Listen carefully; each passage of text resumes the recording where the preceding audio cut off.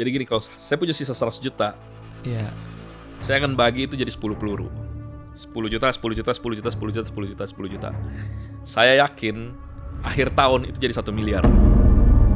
Jadi bulan Januari lalu, itu kami prediksi IHSG dari 9.000 akan turun ke 6.200.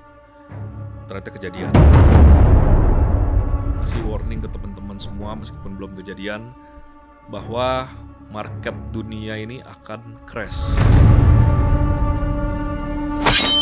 Daging Talks to Learn. Saya tidak percaya sama dukun. Tapi di depan saya banyak yang bilang katanya dukun trader. Apa kabar Mas Aris? Kabar baik, Bang Kata. Thank you sudah bisa hadir di sini saya. Wah, ini bakal seru banget. Emang bener Mas, katanya Mas ini dukun trader. Bisa memprediksi hal-hal yang tidak mungkin. Kalau disebut dukun sih kayaknya terlalu gunung kawi banget ya. Tapi berdasarkan histori, saya dengan PD bisa bilang market itu bisa diprediksi, Mas. Dan kami sudah berhasil ratusan kali. Pertanyaan yang selalu banyak orang bahas di kolom komentar. Apakah benar sistem keuangan dunia memang sengaja dibuat supaya orang yang tidak punya uang makin tidak punya uang? Kurang lebih begitu. Kalau jawabannya singkatnya adalah yes. Kalau mau dijabarkan lagi, kita bisa lihat di market sekarang, Bang. Orang miskin kenanya di judol. Orang kaya kenanya di kripto atau saham. Nah, 90% trader-trader, investor trader, terutama trader lah, banyak yang rungkat. Padahal banyak yang pinter. Berarti kan ada sesuatu yang salah di situ. Apa yang dicekokin ke kita, yang dipahami oleh semua orang, itulah yang kita lakukan tapi membuat kita rugi sampai 90%. 90% orang rugi. Kira-kira gitu kesimpulannya, Mas. 90% orang rugi. Yes. Tapi kenapa Mas? 95% orang kehilangan duit di saham. Kalau menurut saya ya, kan orang banyak nyalain, wah ini ya karena greedy, karena FOMO, semua segala macam. Tapi seperti yang Mas Atta kutip tadi, itu memang sistemnya dibuat seperti itu, Mas. Saya juga mengalami yang seperti itu. Oke. Saya dulu habis semua. Saya sudah ngikutin jalurnya nih pembelajarannya apa, buku investor-investor saya pelajarin gitu kan. Cara main yang aman saya pelajarin, beli saham yang aman saya pelajarin, beli saham, beli kripto, beli semua yang lain. Tetap bilang Habis. Habis. Saya tuh sampai saya minus. Apa yang salah di sini ya? Tapi waktu itu saya memang salah. Saya pakai apa? Saya pakai leverage ya. Tapi maksud saya, gue nggak bodoh-bodoh amat ya. Tapi kok udah gue pelajarin semua, kok masih bonyok juga ya? Saya merasa bodoh di situ. So jadi Mas itu fight for jadi semua orang yang bisa kaya di saham ini adalah fight untuk jadi 5% itu ya. Ya, kita semua fight untuk jadi 5% itu. Dan kita semua merasa kita adalah bagian dari 5% itu, Mas. Oh, itulah mimpi yang terus hidup ya. Iya, itulah mimpi yang dihembuskan terus-menerus. Waduh. Menurut Mas, siapa sih sebenarnya orang yang bergerak di belakang layar menggerakkan market? Ini sensitif sekali sebenarnya. Jadi market itu kan kayak setelah kita pahamin, dia tidak bergerak secara organik ya, tapi kayak terorkestrasi dengan indahnya gitu. Nah, siapa di belakangnya kita nggak tahu, tapi mereka yang bisa menghandle, maksudnya bisa menggerakkan pasar, itu tentunya orang yang punya modal gede.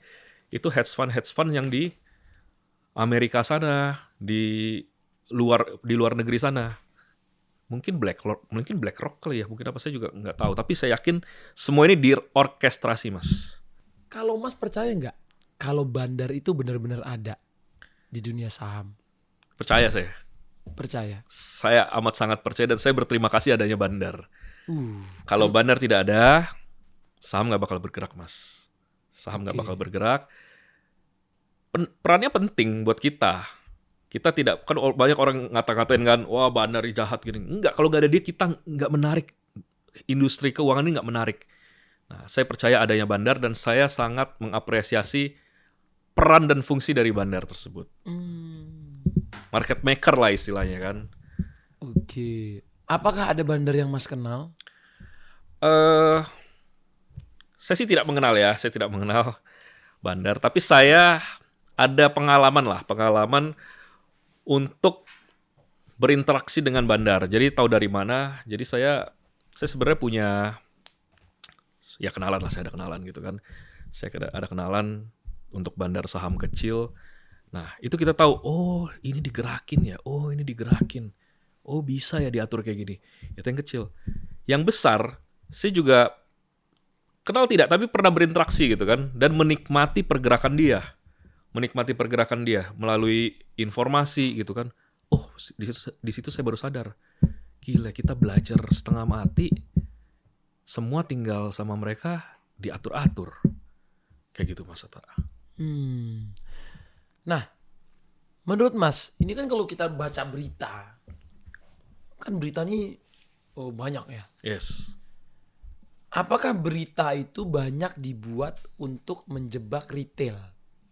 Gimana menurut Mas? Saya sendiri itu tidak pernah dengar berita lagi, Mas. Dulu saya rugi itu karena saya dengar berita. Kalau orang polos ya, Oke. orang polos pertama trading, dia akan dengar semua berita tuh. Itu pernah saya lakukan. Saya ngelakuin itu, yang ada malah rugi. Jadi di mana ada crowd berkumpul, disitulah kita harus kabur. Ketika beritanya terlalu manis, disitulah saatnya kita curiga. Saya tuh bingung. Bukan saya bingung ya. Jadi kalau kita, apalagi Mas, kalau kita lihat trading saat news atau trade menggunakan news, berita bagus nih. Kok hasilnya jelek ya? Beritanya jelek, kok hasilnya bagus ya? Nah itu sering begitu tuh. Jadi saya sekarang trading nih. Saran saya pertama ke orang yang trading, kamu jangan denger news. Tutup mata, tutup telinga. News bisa bohong, chart tidak mungkin bohong. News bisa bohong, chart nggak bisa bohong. Chart nggak bisa bohong. Oke. Ini semakin menarik, Mas. Apalagi kalau kita lihat kan sekarang tuh banyak trader-trader, kamu tuh harus baca news. Harus research dulu. Jadi sebenarnya research pasar yang benar tuh gimana sih kalau dengan baca berita aja udah nggak bisa nih? Kita ya, Bang Hatta, Oke. kita dengar cerita-cerita orang zaman dulu, gini kan. Apa ceritanya Pak Lok Kengkong gitu kan. Dia baca koran, dia lihat tiap hari laporan keuangan, semua segala macam. Yes, it works pada zamannya dia.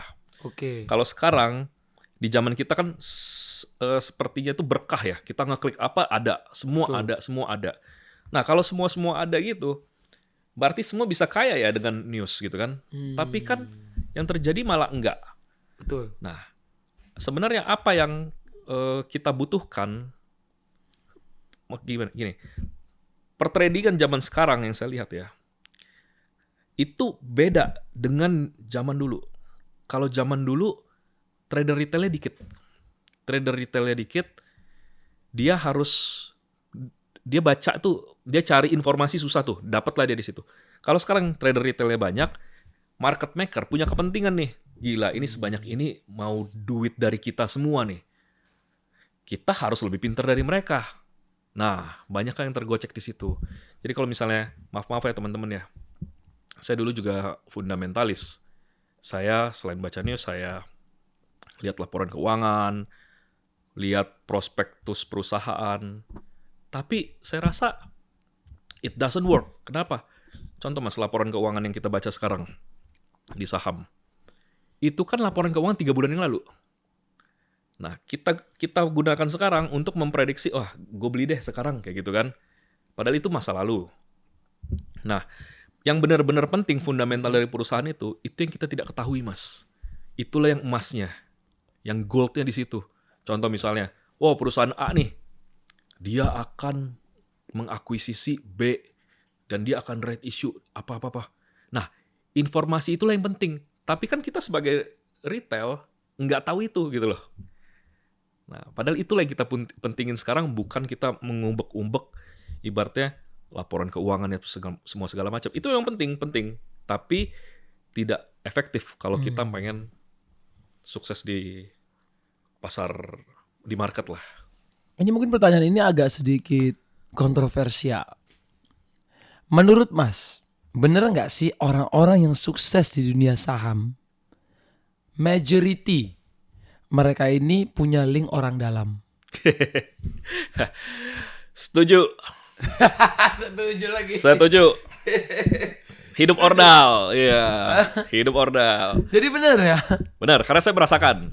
Oh, Saya merasakan oke. dan saya punya kerabat itu dia punya emiten. Dia Iya. punya emiten kerabat. Jadi ya tinggal ikut dia aja gitu kan. Sebenarnya gitu kalau mau benar-benar beggar. Bang Atta tidak mungkin mengubah membeli saham nih gocap misalnya nih. Let's say konteks saham ya. Membeli saham gocap memasukkan semua 30% 40% harta Bang Atta deh. Kalau Bang Atta nggak punya informasi. Nggak mungkin. Sementara sekarang yang mau kaya-kaya nggak mungkin tuh main di saham kayak yang blue chip besar. Kan kayak cuma 30%, 20%. Kalau you mau beggar berkali-kali harus ada, bro gimana nih? Oh gini bro. Nah, kurlep begitulah kurang lebih. Bold statement ya. Bold statement dari Mas Aris ya hari ini. Itu bahaya apa enggak kita nggak tahu ya. Tapi Nah, itu it is what it is ya Mas ya. ya it is what it is. Oke. Misalnya ada orang punya duit 10 miliar. Yes. Dia kasihin nih ke Mas. Mas, anggaplah 1 sampai 10 miliar. Menurut Mas, Mas akan trading naruh di mana?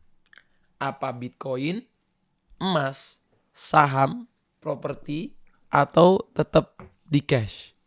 Saya akan tradingan di forex. I see. Saya akan tradingan di forex. Menurut Bang Atta, kira-kira gain per tahun yang normal itu kira-kira berapa, Bang? Dengan 10M ekspektasi kita berapa persen? Normal-normal lah. Ya 10 lah, 10 ya. 10% lah. Kalau saya bilang 50% itu mudah. Di trading CFD, percaya nggak? Sukar dipercaya. Sukar dipercaya. Nah, kemarin ada seperti ini. Saya sedikit cerita ya. Jadi Boleh itu ya? all in. Kalau misal duit segitu all in di situ. All in bisa, parsial bisa. Banyak caranya sih. Atau Mas akan spread kayak sebagian di forex, ada yang di Bitcoin, ada yang di emas atau gimana? Karena saya jagonya itu di trading CFD, trading forex, tentu saya akan masuk Taruhnya di di situ. situ. Iya, tentu saya akan masuk di situ. Karena cuma 10M kan, 10M kan kalau di saham kan nggak berasa ya, Mas ya, nggak berasa. Nah, sementara di CFD itu saya berpikir seperti ini. Saya ada murid orang bank, dia bilang gini, saya mau pensiun, saya butuh 50 juta setahun, 50 juta sebulan. Dia tanya saya butuh berapa ya untuk modal trading? Saya bilang gini, kondisi bodoh ya Pak ya, bodoh. 500 juta cukup. Wah gila lu katanya gitu kan. Bank aja berapa? Saya bilang jangan ngomong bank, kita ngomong trading. Ini 500 juta, Bapak nyari 50 juta sebulan. Berarti kan sehari kalau dibagi 20 hari Bapak kan dapat cukup nyari 2,5 juta. 500 juta nyari 2,5 juta. Wih bener ya. Sekarang 2,5 juta itu di trading CFD itu ada 3 sesi. Asia, Afrika, Eropa, Amerika. 2,5 juta bagi 3, 800.000. 500 juta Pak. Nyari 800.000 nggak bisa. Itu, aduh. Baru mulai mikir kan. Iya. 800.000 itu satu sesi loh, 8 jam loh. Sekarang kita bagi deh. 3 kali trading. Modal 500 juta. Nyari 300.000. Trading di Bitcoin, di XAU, di Forex itu nggak bisa. Wah, itu saya udah ngangkat tangan dah. Itu mungkin bukan cocoknya di situ. Nah, baru kebuka. Oh, berarti sebulan 10% tuh make sense ya? Make sense kalau 10%. Tapi masalahnya kan, you nggak mau 10%. Udah dapat 10%, pengennya 300. Udah 300 pengennya 3.000. Akhirnya apa? Bangkrut. Itulah yang bikin orang banyak gagal di trading. Kalau itu jawaban Mas kan berarti sekarang ini kita lagi di ekonomi yang gonjang-ganjing nih Mas. Yes, setuju saya Mas. Ekonomi lagi nggak bener-bener baik-baik aja. Karena Mas ini dibilang sebagai salah satu prediktor trading. Prediktor apa dukun itu? Sebagai salah satu dukun trader katanya. Aduh, Enggak, jangan dukun. Bahasa lain dari dukun apa ya? paranormal. Ya pokoknya Mas ini katanya kan jago ngepredik. Gimana menurut Mas, IHSG akan keberapa? Ya, ini yang sangat banyak ditanyakan orang-orang, Mas. Jadi di beberapa podcast sebelumnya ya, bahkan pada bulan Januari, Tapi kita nebak-nebak ini legal kan? Boleh kan orang ngasih prediksi gitu? legal boleh. Saya kan WPA, Mas. Saya bisa ngasih nasihat, saya ada legalitasnya. Oh, dari legalitas. Iya. Ya benar tuh, bagus berarti. Saya certified ada 5. Jadi aman aja ngomong ini. Oke. Siap. Iya. IHSG. Oke, sebenarnya ini isu yang sangat sensitif ya di IHSG ini. Kenapa? Karena tidak ada yang senang dengan prediksi saya, Mas. I see. Jadi bulan Januari lalu, itu kami prediksi IHSG dari 9.000 akan turun ke 6.200. Ternyata kejadian. Nah, sekarang kami melihat 6.200 ini bukan bottomnya. Ternyata dia jebol kan sampai 5.000 sekian. Nah, kami masih believe bahwa IHSG ini akan ke range 4.500, Oh my god. 4.700 atau 5.000. Itu saya masih percaya dia bakal ke situ. Di tahun ini. Untuk waktunya kita nggak tahu, tapi saya rasa nggak bakal lama. Nggak bakal lama. Tapi dalam waktu dekat apakah ada lonjakan yang tinggi? Itu saya nggak bisa jawab, Mas. Saya nggak bisa jawab. Saya cuma tahu ujung, ketemu ujung nih. Nah, di tengah ini apa yang terjadi, saya nggak tahu. Kalau emas, Emas juga nih, kan emas di hari ini nih lagi 2,5 juta. 2,5 juta ya. Emas Per gram. boleh saya cek ya. Emas per tanggal hari ini 10 Juli ya. XAU itu $4.100 per troy ounce. 4.100. Kalau Mas gini, Mas. Posisinya ini kan lagi di tengah. Ada peluang dia koreksi sebenarnya ke $2.660. Saya rupiah saya nggak tahu gimana. Nah, kenapa saya senang pakai dolar, kita nggak pakai rupiah? Karena kalau emas dirupiahkan, itu angkanya akan beda. Karena rupiah kan suka melemah, Mas. Bisa jadi emasnya melemah, tapi rupiahnya melemah, jadi angkanya nggak beda jauh gitu kan. Nah, saya senang compare-nya dengan dolar, US dollar. Nah, ada peluang emas ke situ, 2660. Tapi keyakinan saya itu tidak sampai 80%. Mungkin 75-70% gitu. Tapi kalau kita lihat histori sebelum-sebelumnya, dari 4 periode yang lalu, setelah rally sepanjang ini, itu di tahun 72, 75, 2000 kalau nggak salah ya, 2008, itu emas kalau turun 40, 50, 60% itu wajar. Udah biasa. Yang saya takutkan bukan turunnya, Mas. Emas di tahun 82, itu anjlok 50%. Tapi yang bikin mati apa? Dia sideways, nggak bergerak 20 tahun. Sampai tahun 2002, dia nggak bergerak. Duit mati 20 tahun di situ. Tapi bisa dicairin. Bisa dicairin, tapi kan nggak bergerak, Mas. Duitnya. Iya, maksudnya tidak tumbuh ya. Tidak tumbuh. Tapi kalau untuk jaga-jaga ya, Emang sih pada tahun-tahun itu tuh emas tuh lebih untuk menjaga nilai dari inflasi kan. yes. Tapi kalau sekarang di sebelum 2026 ini jadi investasi yang bagus karena naiknya terlalu drastis. Luar biasa. 900.000, 1,4, 1,8, tiba-tiba brut 2,5. Nah, 2,3 dulu, 2,4, 2,5. Kemarin sampai 3,1. Nah, Iya. sekarang turun nih ke 2,5. Bang Atta kayaknya ada banyak nih. Wajahnya langsung kelihatan nih kalau ketika bicara emas deh. Bukan kalau emas kan aku dari 800, berinya masih dari sebelum sejuta kan. Itu berarti tahun 2010-an itu 2014 Iya. 15 ya. Iya, belinya dari Nah, Mas Atta kan itu tuh ngerasain tuh dari 2011 sampai 2020 apa 2016 ya, 2016 ya. iya. Kan emas nggak berubah-berubah harganya. Di situ aja 500, 600, Iya, 800, 900. Ada naiknya, cuman at least menjaga dari inflasinya kuat, Mas. Iya, cuma di situ kan. Iya, tapi at least ketika inflasi udah dari misal 5 tahun atau 9 tahun lalu sampai sekarang tetap terjaga dia. Ah, itu menang, Angkanya Mas. jadi tinggi. Yes. Cuman memang kalau mau mengharap lonjakan kayak kita misalnya kalau kita dengar cerita-cerita orang di Bitcoin atau yang tiba-tiba naik 500%, 1000% ya. Kita di situ nggak ngerasain itu, tapi kita juga nggak ngerasain ada orang tiba-tiba duitnya hari itu hilang gitu. Benar. Memang kan ada ceritanya nih. Tapi kan di sekitar saya lebih banyak yang ceritanya kayak duit gua habis bro. Nah, ya Betul. orang-orang di emas tuh nggak Betul, betul. Nggak ngerasain tiba-tiba duit gua habis bro. Nah itu aku jarang nemuin ya. Saya setuju tuh, Mas. Saya Hampir setuju. nggak ada tuh.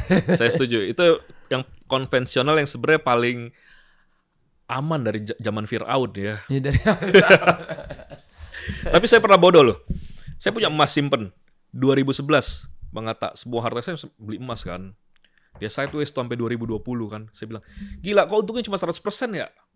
Bodoh banget nih kita nyimpen emas. Saya ngomong ke keluarga saya ya. Waktu itu kripto booming. Saya lihat kan kripto pada naik-naik semua kenceng. Mama saya ngomong begini. Itu nah anak sebelah dah. Abis beli ini dari kripto. Saya jual emasnya. Saya beli kripto. Kripto ya begini. Emas ya abis itu. Wus begini ya. Saya ngerasa kita kayaknya jadi bodoh dah ini. Yang paling benar kayak Mas Atta. Pegang aja udah. Iya kan. Kalau harga murah pegang aja udah. Pegang. Kalau saya sih harganya sampai misalnya lagi turun dari 3 ke 25 pun saya nggak rugi-rugi Mas, karena saya udah pegang terus kan. Dari 800 tadi. Iya. Dari di bawah 1 juta saya pegangnya, pegang terus nyicil terus ya, Iya, cicil emas terus tiap bulan beli lagi. Habit. Iya, Iya. sudah jadi habit dan budaya saya itu. Keren Mas. Tadi berarti emas tuh akan ada keturunan ya. Ada tanda-tanda dia mau turun ke situ. Ke Bang Atta. angka Dolarnya itu di 2660. Dolarnya ya. Kan sekarang 4.100. berarti setengahnya dong. Hampir sekarang 30-40% lagi lah. Berarti ke angka di bawah 2 juta. Kalau rupiahnya saya nggak begitu tahu ya. Jadi saya lihat ya, coba ya, penurunan berapa persen coba saya hitung ya. Bang Atta ini mungkin bisa turun sekitar 30% lagi nih. Oh my god. Kalau dia bener turun ya. Tapi Serok, saya kan lihat data historis dan kita kan ada teknik untuk ngitungnya Mas. Oke. Kita ada teknik untuk ngitungnya. Nah, khusus emas ini kita cuma dapat menggunakan satu teknik aja yang berhasil. Oh, satu teknik ini berhasil mendeteksi dia. Oh, emasnya ke 2660. Nah, biasanya untuk prediksi yang lain-lain itu saya mengandalkan minimal 3. 3 teknik yang ketemu di situ baru saya umumkan. Nah, emas ini cuma satu aja. Jadi kita berdoa aja holder emas ya supaya saya ini salah. Siapa tahu emasnya ke 8.000. Holder emas ya, holder emas. Karena mungkin aja bisa jadi turun juga tadi kata Mas ya. Waduh, kalau turunnya 30% lagi sih agak ini ya miris. Tapi belum dalam waktu dekat dong ini. Waktu saya nggak tahu, saya nggak bisa ngomong waktu. Pokoknya ini akan terjadi lah, intinya gitu ya. Ya, kira-kira begitu. Oke. Sekarang kalau kita ngomong ke BTC, Bitcoin. Yes, Bang Atta. Mas kemarin di IG tadi aku dilihatin sama Mas sempat memprediksi BTC waktu di 120.000 ke 60 ribuan. Yes. Dan ternyata sampai katanya. Yes. Dan sekarang bahkan di bawah itu. Yes. Bagaimana prediksi Bitcoin menurut Mas? Ya, jadi kemarin kami berhasil tahu titik puncak BTC dan ETH itu kan di 126.000 dan ETH itu 4.800-an ya. Nah, sekarang kalau untuk bottomnya ini agak-agak buram sedikit, tidak sejelas kemarin. Tapi saya hanya akan beli Bitcoin kalau dia ke 35.000 Bang Atta. Akan ke 35.000. Kalau dia nggak ke 35.000 saya nggak beli. Oh jadi Mas sekarang udah nggak beli Bitcoin? Enggak, orang dia mau turun kok. Dia mau turun, saya nggak mau beli. Saya tunggu di 35.000 minimal. Berarti kalau orang bilang ini sekarang udah titik terendah, serok tuh jangan. Oh belum, kalau itu saya yakin belum. Itu saya yakin belum. Akan ke 35.000. Bukan akan ke 35.000. Kalau ke 35.000 baru saya mau beli. Okay. Karena barang ini akan ke 110.000. Akannya itu yakinnya. Jadi gini, Bang Atta, saya tahu tujuannya nih. Ini Bitcoin arahnya ke 110.000. Naiknya ke 107 sampai 110.000. Ini akan naik lagi berarti? Akan naik lagi. Tapi kan kita belinya di mana tuh? Nah, belinya di mana itu probability. Probability yang paling kuat di hitungan saya itu di 35.000. Oh. Okay. Dari situ saya baru mulai beli. Bisa turun lagi nggak? Bisa. Ada hitungan sampai ke 23.000. Tapi daripada kita ketinggalan kereta, saya nggak mau ketinggalan kereta. Kalau 35 saya beli. Kalau 40 saya beli nggak? Mungkin saya cicil dikit. Kalau 50 saya beli nggak? Nggak. Saya yakin di bawah itu. Gitu. Jadi Mas punya pakemnya lah. Kalau di angka segini baru gue beli. Yes. Walaupun nanti 50.000 ini bisa naik dulu ke 100.000, Mas tetap nggak akan beli? Enggak. Nggak. Jadi kita Game, ngitung deh. terlalu gamble ya? Saya kalau bisa ketinggalan ya udah gitu kan. Saya kan orangnya udah ikhlas nih. Saya udah digebuk market tuh udah Iya sih. terlalu babak belur. Jadi saya udah ikhlas kalau ketinggalan. Ya sudahlah, saya ketemu peluang lain. Iya benar. Tapi so far saya yakin dengan metode saya ini, Mas. Oh. Jadi di mentalnya itu harus mendingan ketinggalan kereta daripada kehabisan uang ya. Yes, betul. Iya kan Mas? Kalau aku gitu tuh. Iya. Mendingan gua ketinggalan kereta dah daripada gua nggak ngerti. Tiba-tiba gua malah habis. Iya. Capek-capek doang. Peluang itu nggak bakal habis, Bang Atta. Tapi uang kita bisa habis. Nah, masuk Pak Eko. Peluang nggak bakal habis, tapi uang bisa habis. Ya. Yes. Wih, bold. Oke. Tadi udah Bitcoin, sekarang saham. Kita mau coba prediksi saham ini kan tadi IHSG-nya udah. Kalau Mas lihat saham dunia ini kayak apa? Apakah akan turun ataukah akan semakin melesat? Nah, ini yang saya senang nih. Ini yang saya senang. Terima kasih atas pertanyaan ini, Bang Atta. Ini saya senang karena saya dari bulan lalu ngasih warning ke teman-teman semua meskipun belum kejadian bahwa market dunia ini akan crash cukup dalam. Nah, bakal banyak bloodbath, mandi darah di seluruh dunia di sektor finansial ya, mau dari Eropa, Asia maupun Amerika. Boleh nggak saya sebut? Saya yakin, makanya saya sebut angka presisi, boleh nggak? Oke. Ini sebagai catatan di kemudian hari ya, sebagai jejak digital juga. Jadi kalau salah malu juga sih. Saya Nikkei Jepang itu sekarang all time high, ngeri. Dia bakal turun ke 56.000. Dan worst case dia bisa turun ke 34.000, sekian. Indeks Amerika itu minimal turun untuk Nasdaq itu ke 19.200. Posisinya turun sekitar 35%, itu minimal.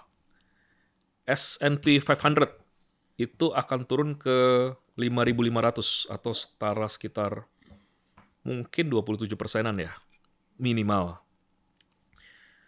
Kemudian indeks Inggris, FTSE, itu ada peluang turun sampai ke 6.400. Jadi kalau barang-barang ini turun semua ya, dan posisinya tuh atas-atas kayak gini Bang Atta, setinggi ini semua. Nah, kemarin kami warning mengenai di Instagram kami mengenai Kospi. Memang kita tidak trading di Kospi ya, tapi Kospi itu adalah salah satu wajahnya Asia. Kami teriak, wah hati-hati nih Kospi. Nah, sekarang Kospi itu sudah turun sekitar, saham Korea itu sekitar 24%. Ini Bang Atta. Nah, ini kan udah banyak yang stres nih di Korea. Tapi ini belum turun parah. Ini baru sedikit aja turun deh. Nah, itu untuk saham-saham dunia kami ngelihatnya seperti itu. Wah, jadi lebih baik investasi di saham-saham Indonesia ya sekarang. Kita pilih jatuh dari tiang listrik atau jatuh dari pohon pepaya lah. Nah, kalau di HSG mau turun lagi pun, mungkin tuh kayak dari pohon pepaya. Oke. Nah, kalau orang ajak invest di saham luar, ini kan all time high semua. Itu sama kayak beli barang di pucuk tuh. Kalau jatuh dari tiang listrik. Sakitnya jauh lebih sakit. Mungkin mati. Remuk sampai dalam-dalam ya. Iya. Kalau dari pohon pepaya ya 1,5 meter ya oke lah. Oke. Nah, kalau misalnya ekonomi dunia dan ekonomi di mana aja bener-bener crash nih Mas. Besok pagi. Buset. Ya. Misalnya ini kalau kita ngomong misalnya. Apa yang pertama Mas lakukan? Jual rumah, beli emas, beli Bitcoin, beli dolar, simpan cash atau apa? Saya posisi sekarang kan full cash. Oke.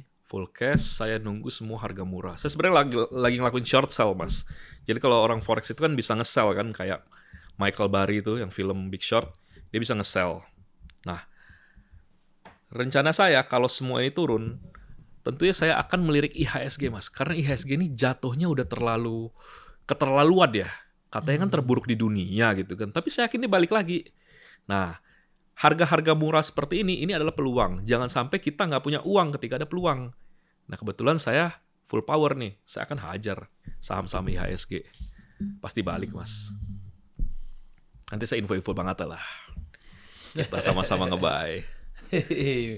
Asik. Info A1 ya. Kalau seluruh harta Mas itu cuma tersisa 100 juta, Yes. bagaimana Mas mengubahnya menjadi 1 miliar? Saya suka pertanyaan ini, Bang. Jadi gini, kalau saya punya sisa 100 juta, Ya. saya akan bagi itu jadi 10 peluru. 10 juta, 10 juta, 10 juta, 10 juta, 10 juta, 10 juta. Saya yakin akhir tahun itu jadi 1 miliar. Saya yakin. Karena saya ngerti caranya. Oke.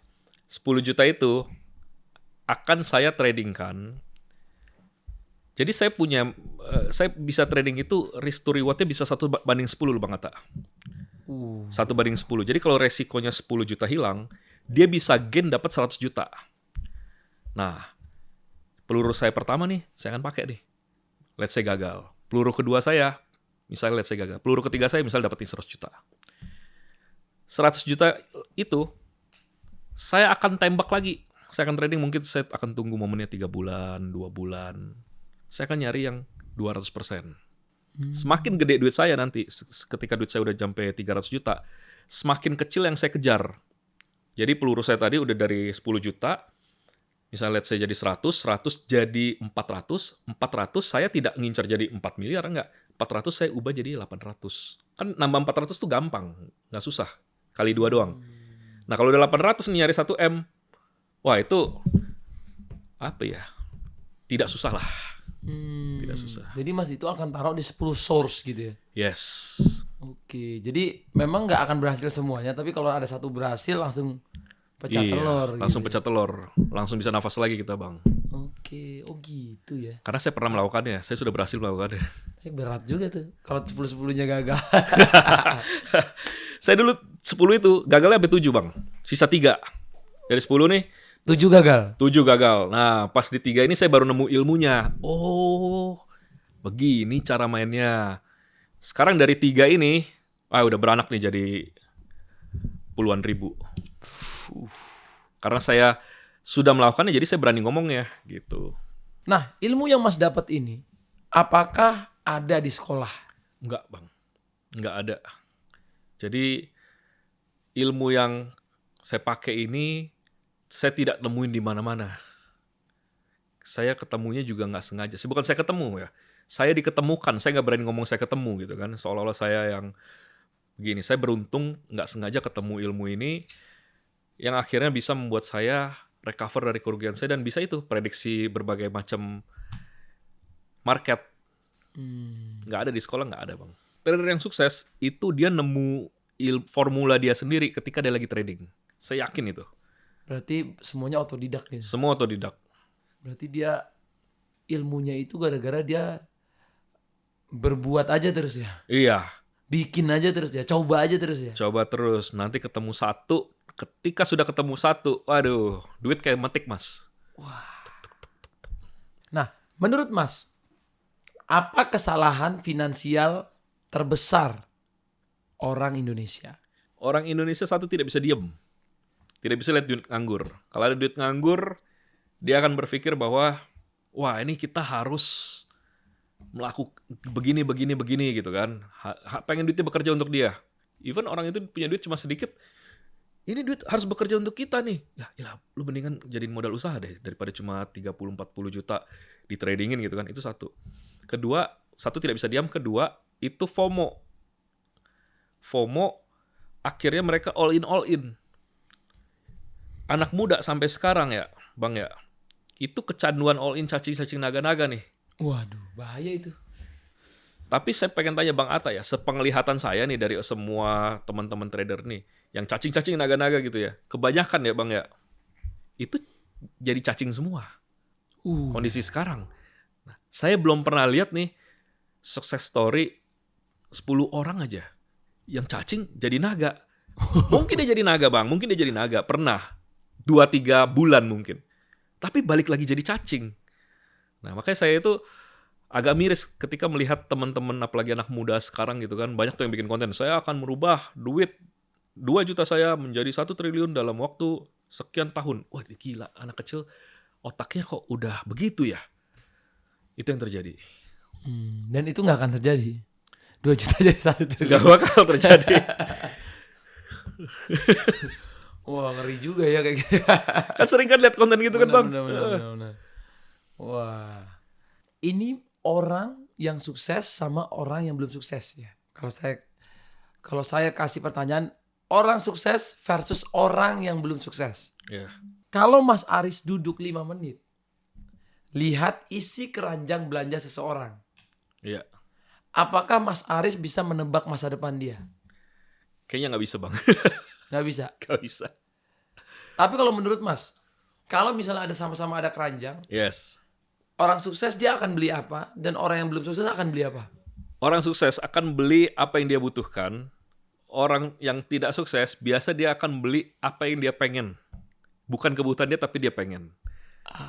Jadi skala prioritinya beda. Penggunaan resource untuk skala priority beda. Ya gitu Bang Atta. Oke, itu patut kita catat ya guys ya. Kalau orang yang sukses dia beli apa yang dia butuh. Yes. Kalau orang belum sukses Dia beli dia apa akan yang dia beli suka. apa yang dia mau, Apa yang dia mau. apa yang dia suka. Padahal belum tentu dia butuh. Betul. Makanya banyak orang gaji naik tapi pengeluaran ikut naik. Gaya hidup naik. Gaya hidup naik, gajinya naik lagi, gaya Naik hidup lagi. naik lagi. Jadi tetap aja Mas, tetap kurang terus. Betul. Nah, itu mungkin. Ya itu berarti yang belum sukses ya Bang ya. Iya. Karena orang makin berhasil dia makin tahu cara mengelolanya kan. Betul. Kalau enggak dia cepet habis jadi nggak sukses lagi dia. Betul. Kembali lagi dia ke minus. Kalau menurut Mas, berapa sih uang itu saat dibilang aku cukup nih punya uang segini? Di saat dunia itu selalu memikirkan kita tuh nggak akan pernah cukup gitu. Punya satu pengen 2, punya 2 pengen 5, 5 pengen 10, 10 pengen 100, 100 pengen 500. I love this question Bang Atta. Saya berpikir seperti itu juga Bang Atta ya. Saya kan belum sampai ke level yang seperti itu. Jadi saya belum ngerti. Tapi sekarang saya berpikir gini. Ini duit saya. Misal. Duit saya punya 100 miliar. Sama orang yang punya 100 triliun. Nah. Apa yang dia mau saya bisa. Dia mau makan apa saya bisa. Dia mau tidur di hotel termahal apa saya bisa. Kecuali kalau dia beli yacht, beli helikopter, beli pesawat ya. Itu saya bisa melaksanakan experience yang dia laksanakan. Jadi buat apa ya saya mikir, ini orang korupsi ya, duitnya sampai TTT. Buat apa ya? Emang dia makannya sebanyak itu gitu kan? Emang dia mau spending kemana gitu loh. Kalau kita punya duit kecil, kita akan di-take care dari duit kita. Punya 100 miliar, jadi duit itu adalah tempat di mana duit itu akan menentukan tempat di mana orang tua kita dirawat ketika kita sakit, di mana anak kita sekolah, di mana istri kita ketika melahirkan, apa yang kita makan, itu determine oleh uang yang kita punya. Uang akan mengurus kita ketika uang itu cukup. Tapi ketika uang itu terlalu banyak, kita yang bakal ngurus duit tersebut. Ngumpetin ke sini lah, caranya supaya aman lah, supaya tidak kena pajak lah, supaya gak diambil orang lah. Jadi bukan kita diurus oleh duit. Duitnya kita yang urus. Nah, levelnya saya rasa ya, mungkin saat ini ya, 100 M itu udah cukup menurut saya. Ya lebih-lebih dikit lah, 130, 140 lah. Biar Itu udah dengan aset-aset atau hanya cash only? Nah, karena sebagai trader, cash only. Karena cash only itu cukup. Karena sebagai trader ya, saya dengan uang segitu, untuk misalnya membuat 20%, 30% dalam setahun, itu tidak sulit. Saya tidak butuh effort yang banyak. Saya bikin 20-30%. Saya pakai tuh 30 miliar setahun. Itu kan, ya menurut saya dari kehidupan saya sih udah enak banget gitu. Kita kan nggak mungkin beli Philip Patek terus-terusan. Nggak mungkin kita beli Lamborghini terus-terusan gitu kan. Kita ada momen bosennya kok pasti, Bang Atta. Bang Atta juga udah mulai bosen lah. Udah pasti. Udah bosan. Iya. Jadi manusia itu Walaupun nggak ada puasnya, berarti kita yang harus menentukan kita itu limitnya di mana ya. Iya, Karena kalau nggak ngikutin kepala kita ya nggak, susah ya. nggak beres-beres banget. Tak. Kita udah tadi prediksi saham, kita juga udah menanyakan banyak pertanyaan-pertanyaan dari masyarakat sekarang. Dan ini mungkin pertanyaan penutup nih Mas. Kalau misalnya suatu hari duit Mas hilang semua, Ya. Mas akan start dari mana? Oke, saya akan jawab pertanyaan ini dengan pertama, amit-amit gitu kan. Tapi kalau itu terjadi, nah untungnya duit bisa hilang tapi skill nggak bisa hilang ya. Skill nggak bisa hilang. Saya yakin saya bisa kembalikan itu semua, karena saya udah pernah mengalami nih Bang Atta. Oke. Saya malah minus, duit yang saya kumpulin 10 tahun. Jadi saya lenyap duit itu 2 kali. Satu, 2 kali. Dua kali. Seluruh harta lenyap. Yang pertama itu sekitar 60% harta. 60% harta itu saya kena kasus di reksadana scam gitu kan. Kedua, ketika saya mencoba recover saya di pas trading saham. Nah, itu habis tuh. Habis. Nah, di 2 kesempatan itu kita comeback stronger. Dan kalau misalnya itu amit-amit terjadi ya sama orang lain lah bagaimana. Saya akan menasehati saya akan dengan ilmu trading yang saya punya, saya yakin saya bisa recover.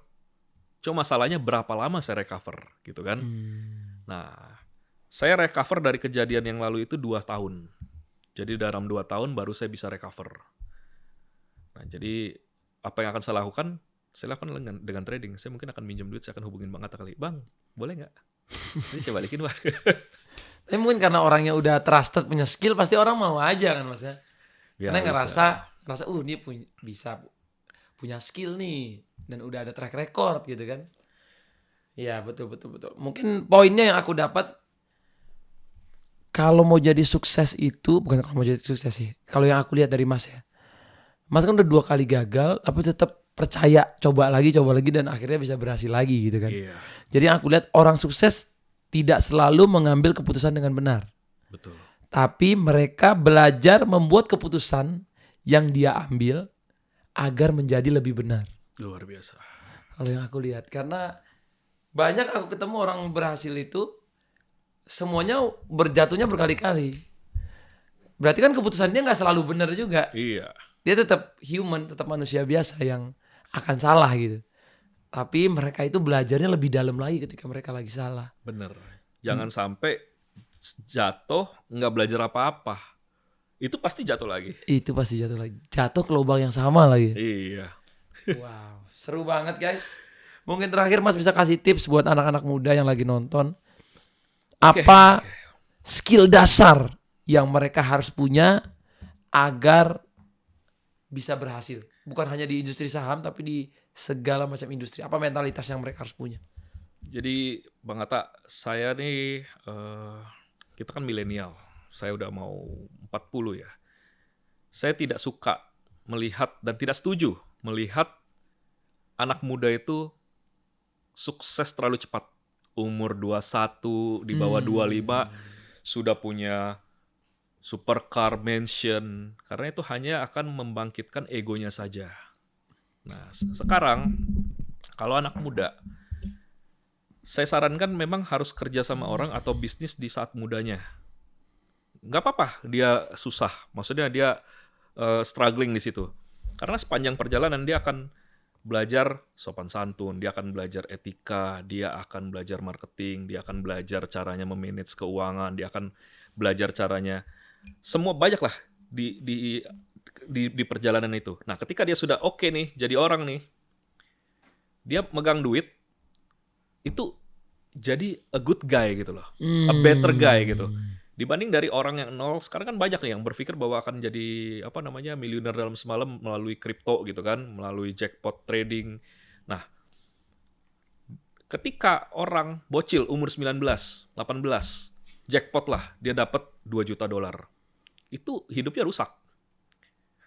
Dia nggak bakal mau kerja lagi, karena dia tahu cara dapat duit di sini nih.